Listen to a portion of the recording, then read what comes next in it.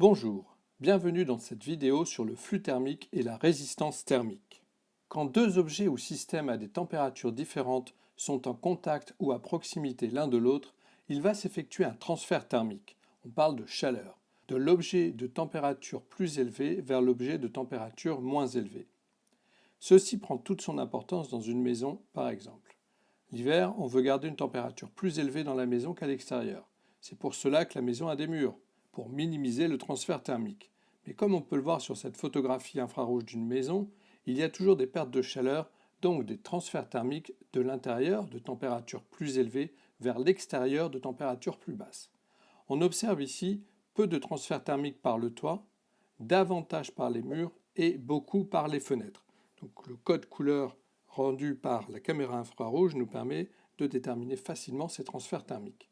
Pour savoir si une maison est plus ou moins bien isolée, on est amené à déterminer le flux thermique qui traverse ses parois. Le flux thermique est l'énergie thermique qui traverse une paroi par unité de temps. Cela revient à la formule phi égale Q sur delta T. Q est la chaleur ou énergie thermique en joules, delta T est la durée en secondes. Souvenez-vous que le rapport d'une énergie sur une durée est une puissance, donc le flux thermique est homogène à une puissance, il s'exprime donc en watts. Le flux thermique, c'est en quelque sorte la puissance thermique perdue par cette paroi. Par usage, et c'est beaucoup utilisé quand on parle d'énergie dans la vie de tous les jours, la durée delta T pourra être exprimée en heures. Si vous regardez ce petit tableau, donc la formule de l'énergie est en fait égale à la puissance multipliée par delta T. En termes d'énergie, si on prend une puissance en watts, une durée en secondes, qu'on multiplie puissance fois delta T, on va trouver une énergie en joules. Si la durée est en heures, la puissance sera toujours en watts, donc puissance fois delta T, ce sera des watts-heures, donc une unité d'énergie très utilisée. Le rapport entre les deux vient du fait que 1 heure est égale à 3600 secondes, ce qui explique qu'un wattheure sera égal à 3600 joules. De quoi dépend le flux thermique à travers une paroi? Analysons ce schéma. Le flux thermique à travers une paroi va dépendre de la différence de température entre les deux faces de la paroi, de l'épaisseur de cette paroi, de sa surface et du type de matériau qui compose cette paroi. Plus la différence de température est grande, plus le flux sera grand. Plus la surface S de la paroi est grande, plus il y aura de surface d'échange. Donc plus le flux sera grand. Plus l'épaisseur du mur petit e est grande, moins le flux sera grand. La chaleur a plus de mal à traverser la paroi. Le flux dépend aussi du matériau utilisé. Pour savoir si un matériau conduit bien la chaleur, on utilise sa conductivité thermique notée lambda.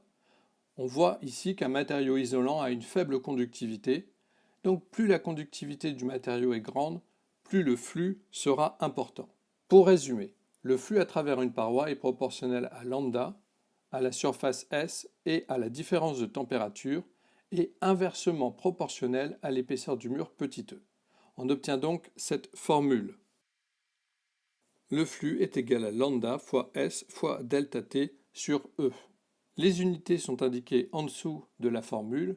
Petite parenthèse, la différence de température delta T est indiquée ici en Kelvin, mais cela pourrait être des degrés Celsius comme nous l'avons vu dans la vidéo sur le transfert thermique.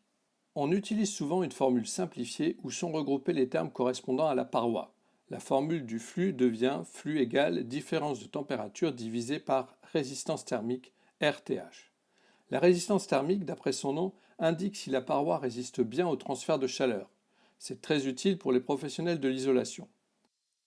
En comparant les deux formules du flux, on voit que RTH est égal à E sur S fois lambda.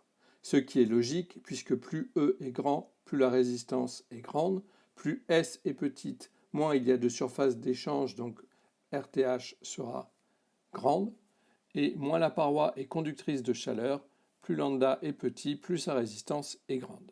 Par analyse dimensionnelle, on peut trouver l'unité de RTH.